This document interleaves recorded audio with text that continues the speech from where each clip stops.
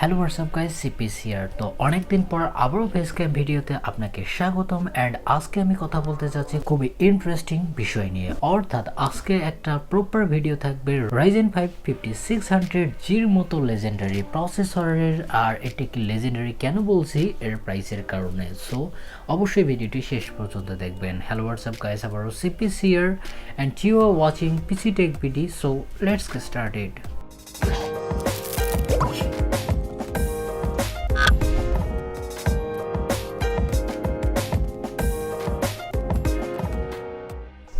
Alright, তো বর্তমান সময়ে যদি আমি পিসি বিল্ডের প্রেক্ষাপট দেখি, তো সেক্ষেত্রে দেখা যাচ্ছে যে আমরা বর্তমান সময়ে একটা ভালো ভ্যালু খুঁজি, ভালো পারফরমেন্স খুঁজি এবং ভালো এক্সপেরিয়েন্স খুঁজি। তো এগুলোর সবগুলোই প্যাক করা আছে এই সিপিইউটির মধ্যে। আর এটি সম্পর্কে আমি অনেক আগে একটা ভিডিও বানিয়েছিলাম, যেটা বাংলাদেশে প্রথম আসতে ধরলো সেটির প্রাইসের উপরে, অর্থাৎ সেখানে আমি একটু ব্যাকক্লাশ পেয়েছি।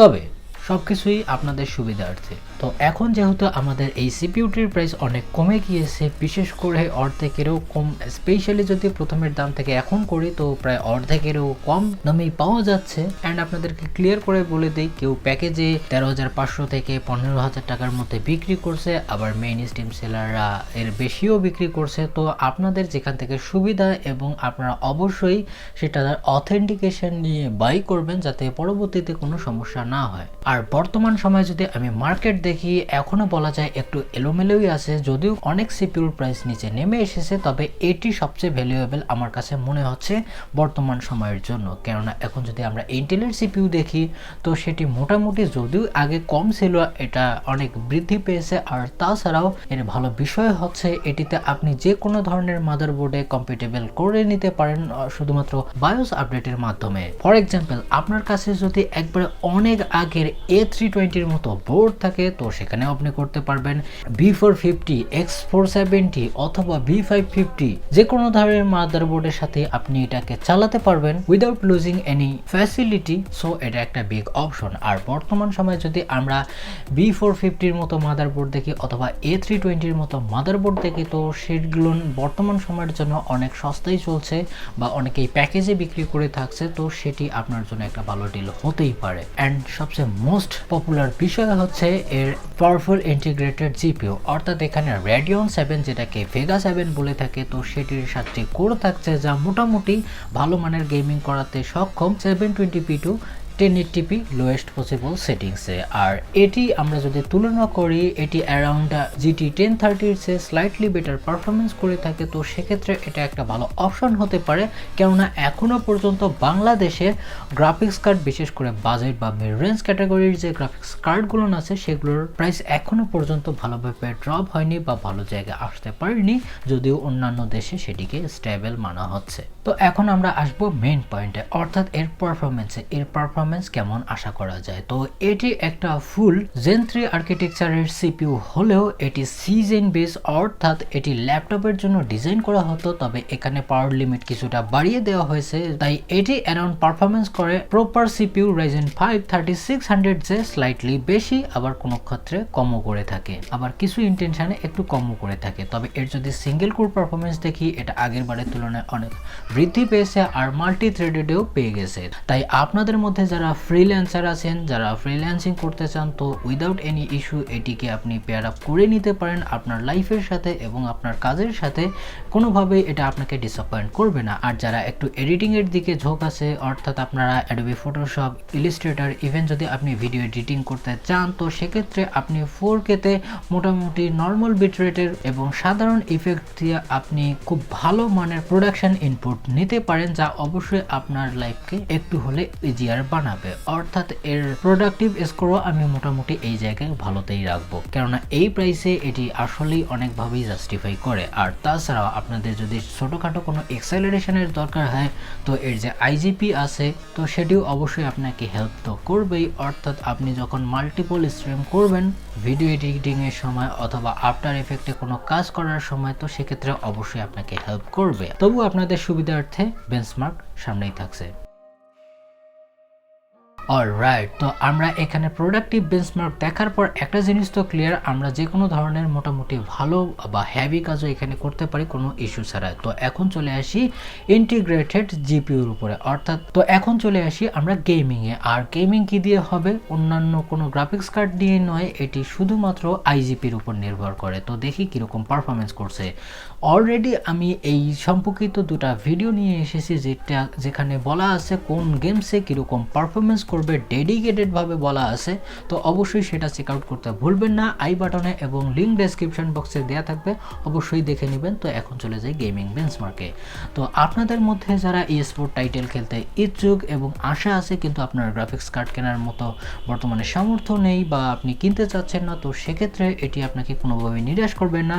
কেননা সিএসগোর যদি আমি কথা বলি তো এটি 1080p লো সেটিংসে 158-এর কাছাকাছি স্কোর এসেছে, যা মোটামুটি ইমপ্রেসিভ। আর তাছাড়াও যদি আমি আর একটা পপুলার গেমসের কথা বলি ভ্যালোরেন্ট, তো সেখানেও আপনারা অ্যারাউন্ড 158 থেকে 60-এর কাছাকাছি স্কোর দেখতে পারেন। তবে অবশ্যই আপনাকে ডুয়েল চ্যানেলে মেমোরি রেখে খেলতে হবে, তো সেক্ষেত্রে আপনি একটু হলেও হেল্প পাবেন। তবে এমন না যে আসমান জমিন ডিফারেন্ট থাকবে। তাছাড়াও যদি আপনি ফর্টনাইটের কথাও বলেন তো এটিও 120 FPS এর মতো চলে আসে লোয়েস্ট পসিবল সেটিংসে। অর্থাৎ আপনাদের মধ্যে যারা কম্পিটিটিভ গেমসে আসতে চাচ্ছেন অর্থাৎ প্র্যাকটিসিং এর জন্য, তো সেক্ষেত্রেও আপনারা এটা ফুললি এনজয় করতে পারেন। যদিও যারা প্রফেশনাল গেমার আছে অবশ্যই তাদেরকে ডেডিকেটেড গ্রাফিক্স কার্ডই আমি রিকমেন্ড করব। তবে হ্যাঁ, আপনারা খুব ভালোভাবেই এই গেমসগুলো এনজয় করতে পারবেন। 160 ফ্রেমের মতো পেয়ে যাচ্ছেন উইদাউট গ্রাফিক্স কার্ড 1080p-তে, তো অবশ্যই এটা একটা ভালো থিং। তো এখন যদি আপনাদের মধ্যে অনেকেই থাকেন যে আমি ট্রিপল এ বা হ্যাভি টাইটেল খেলবো, তো সেক্ষেত্রে কি হবে? তো অবশ্যই আপনাকে নিরাশ করব না, কেননা সব বেঞ্চমার্কেই নিয়ে এসেছি। তো মডার্ন গেমসের যদি কথা বলি তো সেক্ষেত্রে অ্যাসাসিন ক্রিড ভালহালার মতো গেম আপনি লোয়েস্ট পসিবল সেটিংসে অ্যারাউন্ড 32 ফ্রেম দেখতে পারেন, যা মোটামুটি কনসোল লাইক প্লেয়েবল। তবে এখানে যদি আপনি 1080p থেকে 900p অথবা 720p-তে খেলেন তো অনেকটাই বেড়ে যায়, যা অবশ্যই আপনাকে আর একটু স্মুথ এক্সপিরিয়েন্স দিবে। আর এগুলো সবগুলো গেমসের ক্ষেত্রেই বলছি। তারপরে যদি আমি কথা বলি উইচার 3-এর মতো গেমস, তো এটি অনেক পুরাতন হলেও এটি লো সেটিংসে আপনি পেয়ে যাবেন লাইক 35 to 36 FPS, মোটামুটি ভালো। তাছাড়াও যদি ব্যাটেলফিল্ড 5-এর কথা বলি 1080p লোয়েস্ট পসিবল সেটিংসে 40-এর কাছাকাছি স্কোর, যা মোটামুটি প্লেয়েবল বলা যেতেই পারে। আর তাছাড়াও যদি শ্যাডো অফ দ্য টম রাইডারের মতো গেমসের কথা বলি তো এটি লোয়েস্ট পসিবল সেটিংসে অ্যারাউন্ড 32-এর কাছাকাছি স্কোর করতে পারে, যা আমি মনে করি বিগ ডিল। যারা একটু ঘোষ টাইপের গেমস পছন্দ করেন তো রেসিডেন্ট ইভিল 3-এর কথা যদি বলি তো এটি অ্যারাউন্ড আপনি 1080p লো সেটিংসে 48 থেকে 50 FPS পেয়ে যাবেন। হিটম্যান 3-এর মতো গেমসে 1080p-তে 28 থেকে 30, GTA 5 যেটা সবার ক্রাশ, তো সেক্ষেত্রে একটা বিশাল মার্জিনে আমরা ভালো পারফরমেন্স দেখতে পারি। অর্থাৎ এখানে 71 থেকে 75 ফ্রেম পর্যন্ত আশা করা যায় 1080p নর্মাল সেটিংসে। আর রেইনবো সিক্স সিজের মতো গেমসেও আপনি পেয়ে যাবেন 1080p-তে 73 FPS, যা স্টিল বেটার বলবো। তাছাড়াও যদি আমি পাবজির কথা বলি, অর্থাৎ যদিও এটাতে পাবজি সেরকম এক্সপিরিয়েন্স না দিবে, তো লো সেটিংসে আপনি অ্যারাউন্ড 49 থেকে 50 ফ্রেম পেয়ে যাবেন। কল অফ ডিউটি ওয়ারজোনেও মোটামুটি ইমপ্রেসিভ স্কোর 33। তবে যদিও এটা আমি মনে করি না যে অনলাইন ব্যাটেল গ্রাউন্ডের জন্য অতটা অসুবিধার নয়, কেননা 33 FPS কাউন্ট করাটা একটু টাফ হয়ে যায়। তবে হ্যাঁ, এপেক্স লেজেন্ডে আপনি 36 থেকে 40 FPS পেয়ে যাবেন যদি একটু সেটিংস কম্প্রোমাইজ করেন। এন্ড এখন হচ্ছে ইম্পর্টেন্ট থিং, অর্থাৎ আপনাদের মধ্যে অনেকেই আছেন যারা মানুষের দেখাদেখি বা আপনার ক্যারিয়ার সাজানোর জন্য আপনি গেমিংয়ে আসতে চান। তো সেক্ষেত্রে আপনি পাবজি মোবাইল বা আপনি যদি ফ্রি ফায়ারের কথা বলেন তো এগুলো বাংলাদেশে অনেক পপুলার, আপনি স্ট্রিমিং পর্যন্ত করতে চাচ্ছেন, তো এটি আপনাকে মোটামুটি ভালো একটা স্কোর আনিয়ে দিবে ইমুলেটরের থ্রু। অর্থাৎ আপনি যদি পাবজি মোবাইলের মতো মোটামুটি একটু হ্যাভি গেম ফোনের জন্য, তো সেটিতেও আপনি যদি একটু স্মুথ সেটিংসে খেলেন 1080p-তে, তো সেক্ষেত্রে আপনি অ্যারাউন্ড 80 থেকে 84 FPS পর্যন্ত পেয়ে যাবেন, যা আসলে ইনক্রেডিবল বিষয়। আর যদি আপনি একটু এক্সট্রিম সেটিংসে খেলেন অর্থাৎ ডিটেল আপনার চাই, তো সেক্ষেত্রেও আপনি 70 থেকে 72 পর্যন্ত পেয়ে যাবেন, স্টিল মোটামুটি ভালো প্লেয়েবল। আর তাছাড়া যদি আপনি ফ্রি ফায়ারের দিকে দেখেন তো এটি লোয়েস্ট পসিবল সেটিংসেও আপনাকে 90 FPS এর উপরে করে দিবে, যদিও লকের কারণে আমি জানি না এখন খুলেছে কিনা। আলট্রা HDR সেটিংসেও যদি খেলেন তো অ্যারাউন্ড 90-এর কাছাকাছি আপনি স্কোর পেয়ে যাবেন, যা একজন ফ্রি ফায়ার ইউজারকে অবশ্যই স্মুথ এক্সপিরিয়েন্স দিবে। তবে আবারও বলছি, আপনারা যদি 1080p থেকে 900p তে খেলেন তো সেক্ষেত্রে কিন্তু বিগ ডিফারেন্স দেখা যাবে না। তবে যেখানে আপনি ডিফারেন্সটা দেখতে পারবেন সেটি হচ্ছে FPS কাউন্টে, অর্থাৎ আপনার FPS মোটামুটি বেড়ে যাবে, যা অবশ্যই আপনাকে একটা বেটার এক্সপিরিয়েন্স দেবে। আর আপনাদের মধ্যে যারা চান যে আমি নেক্সট টাইম একটা গ্রাফিক্স কার্ড কিনবো, তো সেক্ষেত্রে আপনারা পেয়ার আপ করতে পারেন, কোনো সমস্যাই নেই। আপনাকে মোটামুটি একটা ভালো গেমিং করাতে সক্ষম এই সিপিইউটি, বিকজ অফ নতুন আর্কিটেকচার। আমি বর্তমান সময়ের নতুন বলবো না, তবে হ্যাঁ, বেটার এক্সপিরিয়েন্সের জন্য অবশ্যই আপনাকে ডুয়েল চ্যানেলে মেমোরি যদি আপনি চালিয়ে থাকেন তো সেক্ষেত্রে অনেক অ্যাডভান্টেজ ওঠাতে পারবেন। যেহেতু এখানে গেমসের জন্য ডেডিকেটেড VRAM লোকেট করা নেই, তো সেক্ষেত্রে আপনারা 8GB দুটো স্টিক লাগান ডুয়েল চ্যানেলে, অবশ্যই একটু হলেও অ্যাডভান্টেজ পাবেন। তো এখন আসি কনক্লুশনে। এই সিপিইউটার যদি আমরা প্রাইস দেখি, এটা বললাম যে আপনি 13,500 থেকে 15,000 বা 15,500 এর মধ্যে কিনতে পারেন। তাছাড়াও যদি এর বোর্ডের প্রাইস বা কম্পিটিবিলিটি দেখি, it's much more easier and এর যে ইন্টিগ্রেটেড জিপিইউ আছে এটাও কিন্তু অনেক পাওয়ারফুল। আর এগুলো সবগুলো মিলেই যা ভ্যালু ক্রিয়েট করে আমি মনে করি না যে এর মধ্যে আছে। আর আপনারা কেন নিতে পারেন এটা, কেননা আপনারা যদি চিন্তা করেন যে আমি নতুন একটা AMD Ryzen 5 CPU নেব, তো সেক্ষেত্রে বর্তমান সময়ে এটা পসিবল না। আপনাকে 30,000-এর মতো খরচ করতে হবে, অ্যান্ড সেখানে আপনি ইন্টিগ্রেটেড জিপিইউ নামে শুধুমাত্র 2টা কোর পাবেন আর Radeon 2, যেটা কোনোভাবেই এরকম গেমিং করাতে সক্ষম নয় উইদাউট জিপিইউ। তাছাড়া আমাদের ধরা ছোঁয়ার বাইরে হচ্ছে DDR5 মেমোরি।